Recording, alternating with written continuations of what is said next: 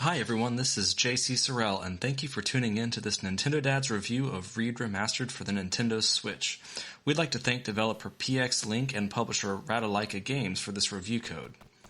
Reed Remastered is a 2D side-scrolling platformer. The story is light on details, but you play the role of a creature who's been instructed to collect cubes to solve a problem with some kind of computer program. The story reminds me of old NES games where you might find more details in the instruction manual about the story than are represented in the game itself.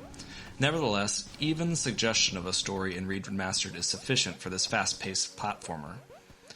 I believe Reed Remastered deserves 2 reviews. 1, a review of Reed Remastered as a work by itself, standing alone, and 2, a review in comparison to all the other games out there like it.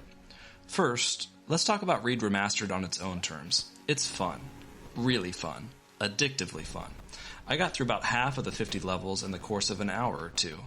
It's very easy to die. Practically everything you run into will kill you, but you also immediately restart the level.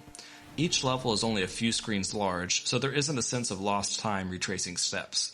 Instead, it's just a constant pulsing towards reaching the cube in each level and making it to the door that will take you to the next level.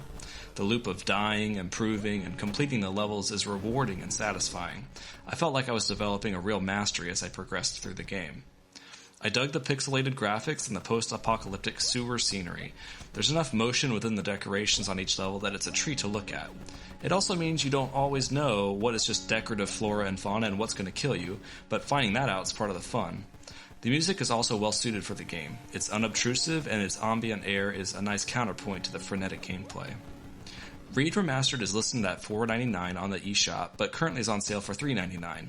I think it's a fun and worthwhile experience, especially at that price point.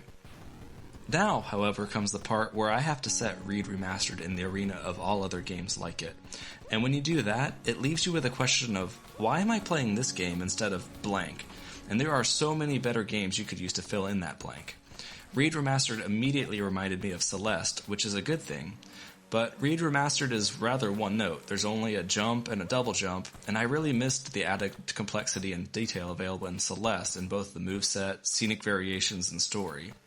Even retro games like Super Mario Bros. 3 offer far more depth, visual variety, and longevity, and games like that are essentially free if you have a Switch Online account. Knowing that I have all of these other options of games that are a much better package and value, I don't think I'd find myself picking up Reed Remastered. However, I'll be the first to tell you that I'm not necessarily a platformer addict, and there may be people out there who want a quick fix of a fun game, without a lot of depth, to spice up their platforming life. If that's you, then by all means dive into Reed Remastered. $4 is about what I remember paying to rent video games back in the day, and if I had this for a weekend back then, I'd be totally happy with how I spent my money. Thanks for tuning in to this Nintendo Dad's review of Reed Remastered. We hope you'll tune in to our podcast, which airs live every Thursday night, which you can catch on YouTube or on Twitch. You can also catch prior episodes on your favorite podcast player like Stitcher, iTunes, or CastBox. Until next time.